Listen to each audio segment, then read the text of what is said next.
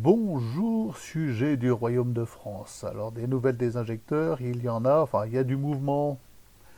J'ai mis un terme à la commande, entre guillemets, du mécanicien du village et je m'aperçois qu'il me baratinait depuis le début. On ne peut pas faire confiance aux gens. Qu'est-ce qui me fait dire ça? C'est que sa commande a soi-disant été annulée comme ça, là, sur ma demande. Bon, je lui ai dit, moi je vais le faire moi-même, je vais le commander, et si jamais tu les reçois entre-temps, ah oui, mais non, j'ai annulé la commande. Ah bon? Bon, très bizarre, et je lui dis, donne-moi les références, les numéros de série, les références exactes de ces têtes d'injecteurs. Ah, donc il a fallu qu'il en démonte un. Déjà, il commence par me donner la référence de l'injecteur, non, la référence de la tête d'injecteur, je veux. Alors il m'en démonte un, il me dit, bon, on va regarder. Et moi, je le savais, la référence, je la connais par cœur, DLLA 150p65. Et en 5 minutes, en me renseignant sur l'Internet, je connaissais toutes les références par cœur, y compris les références magasins, les références Bosch et les références de toutes les pièces adaptables, les mêmes, mais fabriquées en Chine ou ailleurs. Et en 5 minutes, j'avais fait le tour de tous les fournisseurs en France et en Europe. Bon, voilà, donc ce type-là me baratinait et on ne peut pas faire confiance. Et j'avais beau lui dire, écoute, le temps presse, tu me fais perdre un temps fou là, et moi je commence vraiment à ne plus pouvoir patienter comme ça parce que matériellement, eh bien, les choses deviennent dures déjà financièrement. Ensuite, parce que je me suis engagé auprès de personne pour aller naviguer. Bon, et ensuite la saison avance. Bon, et ouais, bon, et voilà donc j'ai pris les choses en main, je les ai moi-même commandées. Alors je ne sais pas combien de temps ça mettra à arriver jusqu'à chez moi. Je les ai commandées en Belgique sur un site qui a exactement ces références et qui prétend les avoir en stock. Bon, eh bien écoutez, l'affaire est encore à suivre. Quand vais-je recevoir mes têtes d'injecteurs? Et peut-on faire confiance à un garagiste, même un ami du village? Manifestement, non. Nous pourrions parler ensemble, faire un live, organiser un live et parler de la fin des temps, voir quels sont nos points de vue, notre ressenti par rapport à la précipitation des événements. Nous voyons bien se précipiter l'avancée du nouvel ordre mondial. Alors, j'ai quelques réflexions concernant ma vidéo d'hier. Je réagis. Quoi? Une France sans frontières? Bon, oui, c'est pas sérieux tout ça. Évidemment, je ne suis ni capitaine régent et vous n'êtes pas non plus ministre d'un royaume de France, jusqu'à preuve du contraire. Donc, voilà, un peu de second degré, les amis, même si le sujet de la dégradation spirituelle de notre pays nous préoccupe et qu'on voit que ça s'accélère, hein, on déboulonne nos statues, ça y est, Saint-Michel, Archange sera déboulonné au Sable d'Olonne parce que euh, une association présidée par le père de Marlène Schiappa en a décidé ainsi. Cela trouble la laïcité. Et on croit rêver. En plus, la statue est posée devant une église, elle est magnifique. Moi, j'ai eu l'occasion de la voir en allant au sable et en récupérant Notre-Dame de Rocamadour, euh, la Vierge pèlerine du Vendée Globe pour lui faire un tour d'Atlantique. Voilà.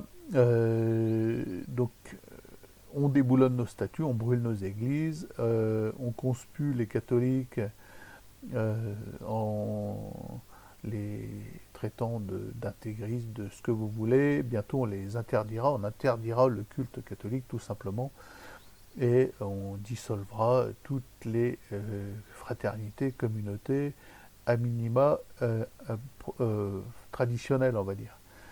Et non woke, non verte, non ce que vous voulez. Voilà. Donc ça va très vite, ça va très vite, il y a de quoi s'inquiéter et ça rend, euh, ça nous rend sensibles à un aspect voilà, de fin des temps. On se dit mais nous courons droit vers une apothéose, quelque chose d'ultime qui n'a jamais été vraiment vécu par l'humanité. Alors Le fait est que de tout temps, depuis 2000 ans on va dire, pas de tout temps, voilà l'expression, depuis Néron, les chrétiens se disent c'est l'Antéchrist, c'est la fin des temps, nous y sommes. Mais qu'est-ce qui marque aujourd'hui le fait que réellement nous y sommes? Quelle est la différence? Les Vendéens se disaient nous y sommes. Évidemment, quand ils voyaient les Bleus arriver, raser leur village, tuer leurs femmes, leurs enfants, leurs vieillards, les passer au fil de l'épée, même tenter de les gazer, les brûler, les guillotiner, les noyer dans des gabarres à Nantes, etc. Beaucoup ont dû se dire c'est la fin des temps. Voilà. Et nous sommes réellement moins en danger de mort que l'ont été nos ancêtres. Bon. Mais aujourd'hui, il se passe quelque chose de particulier, de réellement particulier. Il se passe au niveau mondial une espèce d'avancée de l'apostasie qui n'avait pas cours même dans les pires moments de la République. Les républicains de la Convention n'étaient qu'une poignée. Le peuple n'aurait jamais osé rentrer dans une église et mettre à bas une statue de la Vierge, voire le tabernacle. C'était vraiment des éléments excités extrêmement rares. Aujourd'hui, c'est une clameur publique mondiale. Voilà. Même si on voit un renouveau, un sursaut, mais ça c'est une contrepartie, un sursaut spirituel indéniable. Beaucoup de gens tentent de retourner vers une spiritualité qui dirige de plus en plus leur vie et qui est de plus en plus au centre de leur vie, par réaction évidente, parce que l'homme est avant tout un être spirituel doit être animé par sa finalité, ce qui le finalise. Savoir c'est sa spiritualité, sa capacité à interroger, sa capacité à aimer, et à terme, eh bien, la promesse du Christ en croix, voir Dieu tel qu'il est, avec nos yeux, voilà, vision béatifique. C'est ce qui nous anime fondamentalement, et on peut interdire la religion catholique, on peut interdire toute forme de spiritualité, transformer la spiritualité en fait mécanique, dirigé par l'IA, ça n'enlèvera rien au fait que l'homme est spirituel, se tourne vers son créateur d'une manière naturelle, c'est sa nature. Il est capax Dei, son intelligence est capable de découvrir eh bien, qu'il est un être créé et que Dieu l'actue dans un acte pur, dans son être, dans son exister, dans sa vie propre, et que son âme et son être sont animés par Dieu, par l'acte, à l'instant, à chaque instant de son existence. Voilà, c'est ce qui anime l'homme à chaque instant, c'est ce qui l'anime dans sa vie du matin au soir. Et beaucoup ont éteint, ont étouffé en eux cette spiritualité, mais elle revient. Elle revient comme de la rouille, quand on passe de la peinture sur du métal rouillé, ça va être joli pendant 2 heures, et puis la première pluie, nous allons voir des pics de rouille ressurgir. C'est une évidence. La spiritualité, c'est pareil, c'est la rouille. Voilà. Elle attrape notre âme et elle nous prend, elle nous rend incapables de déni total, on va dire, d'athéisme absolu. C'est impossible d'être athée complètement. Et l'athéisme ou l'être athée en général, ce qui lui fait dire je suis athée, c'est un orgueil absolu, un orgueil démesuré. Voilà. Mais au fond de lui, il sait bien qu'il fait une grosse bêtise et qu'il pense de manière tordue, erronée et contraire à son destin spirituel. Donc voilà, moi je vois cette apostasie mondiale, cette apostasie visible en fait, étalée, exposée par tous les médias, par tous les groupes ayant pignon sur rue, pouvoir, qui nous dirigent et qui osent prétendre détenir une vérité et interdire toute forme de parole opposée à la leur. Voilà, on met fin à la liberté d'expression, il est interdit d'avoir une parole catholique aujourd'hui. Bon, vais-je aller en prison pour une parole catholique? C'est possible, mais ma chaîne risque de sauter pour parole catholique, prise de parole catholique. Voilà. Si je dis que l'avortement est un crime, et si je l'affirme, et d'ailleurs je l'affirme, quoi qu'il arrive, eh bien, ça fait sauter une chaîne YouTube. Il y a de quoi, il y a matière à faire sauter une chaîne YouTube, ça c'est évident. Et donc la vérité, aujourd'hui, est mise clairement sous le boisseau à un degré tel que ça n'a jamais eu cours dans toute l'histoire de l'humanité. Même au pire moment, je pense, du communisme soviétique, du communisme chinois, du communisme khmer, il n'y avait pas un tel éteignoir de toute possibilité de vérité.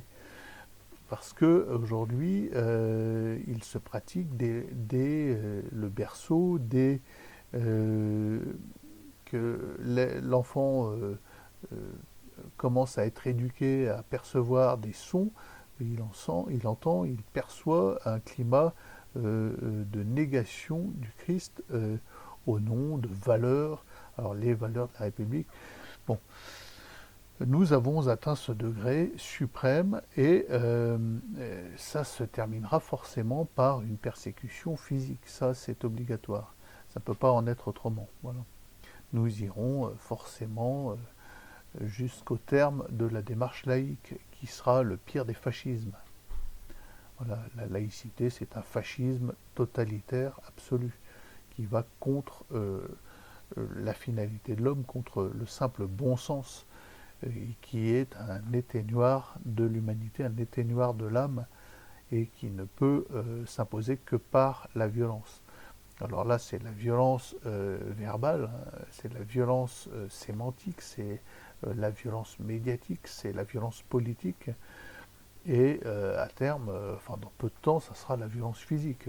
Voilà, ça c'est sûr et certain. Ils se rendent bien compte que toutes les atteintes à la liberté actuelles, qui en apparence n'ont pas de relation, de rapport avec directement le Christ, en fait touchent directement notre attachement, notre lien spirituel et notre réponse, notre capacité de réponse à la promesse du Christ à la croix. Bon. Vous pouvez voir ce que c'est que le wokisme, c'est une négation du réel, c'est la manière de couper complètement l'homme de sa source spirituelle. Vous pouvez voir ce que c'est que l'écologisme, c'est la même chose. Vous vous êtes coupé du fait d'être une créature dépositaire de l'univers, et vous êtes coupé de cette notion fondamentale du fait que l'univers est pour l'homme et non l'inverse. Voilà. Et on vous transforme en nuisible, on vous transforme en esclave, et en esclave consenti. Vous devez accepter cet esclavage pour le bien de Gaïa, pour l'écologie, dans une écologie punitive, esclavagisante, éteignant l'âme, toute forme de liberté. La liberté, c'est se plonger dans ce qui libère, et ce qui libère, c'est nul autre que le Christ. Le Christ nous rend libres, puisqu'il nous fait adhérer à notre fin, à notre finalité, à ce qui nous fait grandir. Tout ce qui nous fait grandir nous libère. Voilà. Et je pense que l'écologie actuelle, alors, je ne parle pas de l'écologie au sens noble, le respect de la nature, des animaux, de ce qui nous est confié, et son exploitation juste pour permettre à nos familles de croître. Bon, ça c'est de la vraie écologie. Non, ça c'est une écologie dévoyée, une spiritualité qui est opposée, qui est antéchrist. Voilà. Et tout ce qui est woke et tout ça, ce sont ni plus ni moins des branches, des embranchements de cette fausse spiritualité. Bon. Donc aujourd'hui, oui, on voit s'accélérer cette éventuelle répression. Nous allons être fichés, filmés, parqués dans des smart cities, interdits de circuler, ou eh bien à pied. Hein, et à pied, vous verrez, comme le dit Schwab, vous serez heureux, c'est très agréable. Bon, évidemment, vous ne ferez pas vos courses en voiture avec des caddies remplis. Il faudra trouver des circuits de proximité, c'est pour ça qu'il faut s'unir, et voilà, on ira à vélo. Et on sera heureux parce qu'on retrouvera, eh bien, une fraternité humaine, on retrouvera une communauté et on retrouvera une liberté commune vers un but commun, un but spirituel commun, en ralentissant le temps, le temps qui s'accélère actuellement, voilà, de manière flagrante. Hein. On voit vraiment les choses s'accélérer aujourd'hui, et c'est vraiment l'antichristianisme qui s'accélère. Voilà. Alors, j'ai évoqué le grand monarque. Le grand monarque dans une vidéo, je pense qu'avant le grand monarque, nous connaîtrons le règne de l'antéchrist, ça c'est une évidence. Il est là, il est déjà vivant, il commence déjà à mettre sérieusement les pions en place. Il viendra, comme le dit Soloviev, comme un libérateur. Hein. Dans un premier temps, il libérera notre droit à la liberté d'expression, il nous libérera du wokisme, de la pédocriminalité, de ces choses-là. Il viendra comme un libérateur pour mieux asseoir son pouvoir, pour mieux nous empêcher de nous tourner vers le Christ. Il faudra se tourner vers lui parce que le démon est totalement égocentrique et il veut être Dieu à la place de Dieu. Donc il faudra se tourner vers sa personne et nous découvrirons son pouvoir totalitaire pour beaucoup trop tard. Ça sera trop tard. Voilà. Enfin, beaucoup s'apercevront de sa folie, d'ailleurs son règne sera bref. Mais avant de voir arriver le grand monarque, il faudra voir arriver, prendre le pouvoir, cet antéchrist. Et son règne approche, hein, ça c'est évident. Et je pense que nous connaissons son nom. Voilà. Alors, je ne vais pas vous dire c'est un tel ou un tel. Moi j'en ai déjà parlé, je me suis dit qu'il y avait de bons candidats. On voit des mecs qui viennent nous libérer la liberté d'expression, racheter Twitter pour libérer Twitter de l'oppression, de la censure, qui menacent des gouvernements qui les tiennent d'ailleurs, de menaces de révélation de certains secrets honteux, bon, et qui promettent des énergies libres à terme, ce genre de choses, quoi. C'est peut-être pas l'antéchrist, c'est peut-être juste une figure d'antéchrist de plus, comme il y en a eu tant et tant. Voilà, vous avez tous les vôtres, je ne vais pas vous dire un tel en était une, un tel en était une, vous avez tous votre imagerie personnelle désignant un tel ou un tel comme une figure d'antéchrist. Bon, il y en a eu. Voilà, c'en est peut-être un de plus, mais c'est, vu le pouvoir financier du gars, sa capacité d'agir sur les États, sur le monde entier, eh bien, on peut se dire que ce type serait un bon candidat. D'ailleurs, il en joue lui-même. Il est parfaitement conscient de sa capacité d'antéchrist. Quand il s'habille avec un costume d'antéchrist, hein, il y a des photos, je vous en mettrai une en tête de vidéo, hein, une magnifique photo de ce personnage habillé en costume d'antéchrist. Est-ce qu'il faut en rire? C'est assez sérieux. Bon, alors l'instant que nous vivons, oui, est peut-être moins sanglant que ce qu'ont vécu nos ancêtres vendéens, mais est bien plus dangereux pour nos âmes. Bien plus dangereux pour nos âmes.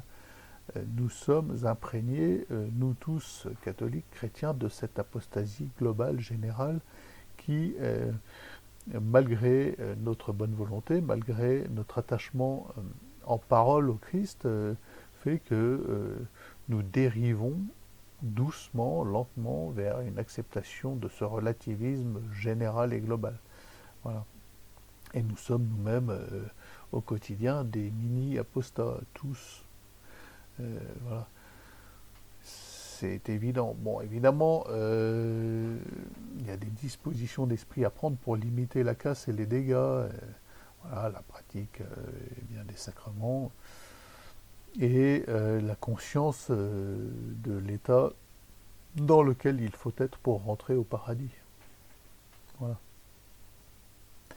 Bon, en même temps, bien heureux les ignorants, hein, ceux qui ne savent pas et qui sont pleins de bonne volonté. Il y en a aussi.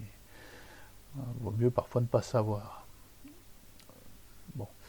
Moi, je pense que nous sommes vers cette période glissante et dangereuse d'arrivée de l'Antéchrist, bien plus que ne l'ont été nos ancêtres qui ont connu des guerres, des destructions, des atteintes physiques à la religion catholique.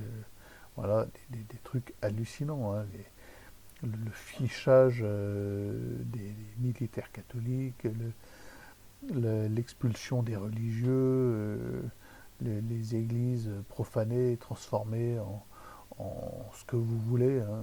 Et voilà, bon, maintenant ça sera en parking ou en centre pour migrants, avec la complicité de nos clercs d'ailleurs, hein, enfin clercs conciliaires. On ne peut pas dire que ce sont vraiment des catholiques. Il y a beaucoup de catholiques chez les conciliaires, hein, voilà, il y a beaucoup d'hommes de bonne volonté, bien conscients, mais qui devraient clairement se dissocier, se séparer en parole et en acte de cette fausse église conciliaire écolo. Bon. Quand vous voyez une interview du père Thierry, chanoine de la cathédrale de Metz, qui dit dans les médias de gauche que les gens qui ne veulent pas de concert de l'autre, comment c'est, travesti marocain, Bilal, dans la cathédrale, parce que bah, c'est un blasphème.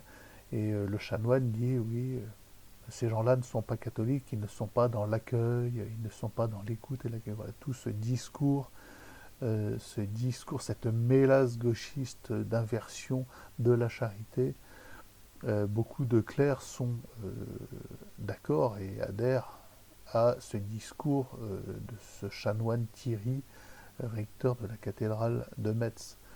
Voilà. Et beaucoup de catholiques conciliaires devraient clairement prendre position, s'exprimer à tout le moins, même si on ne leur dit pas, bah, dites la messe traditionnelle, il n'y a que celle-là, refaites-vous ordonner sous condition, et au moins désavouer cette fausse église et remettez le Christ au centre de vos églises. La vraie charité, vous chassez les marchands du temple. Bon. Bon voilà les amis, on devrait organiser un live autour de cette question de la fin des temps. Je pense que c'est important aujourd'hui, vu comment s'accélèrent les choses. Et donc je vous propose, voilà, mettez-moi en suggestion une date qui vous convient.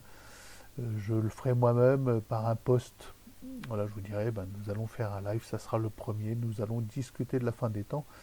J'entends que ce soit une discussion d'ailleurs, je ne sais pas comment ça marche, hein. J'essaierai de me renseigner pour que vous puissiez venir participer à ce live. Voilà, si certains d'entre vous sont intéressés, ont eux-mêmes des petites chaînes YouTube, ce serait intéressant qu'on en parle, qu'on voit eh bien, pourquoi aujourd'hui nous sommes vraiment dans une montée ultime et plus ultime qu'elle ne l'a jamais été.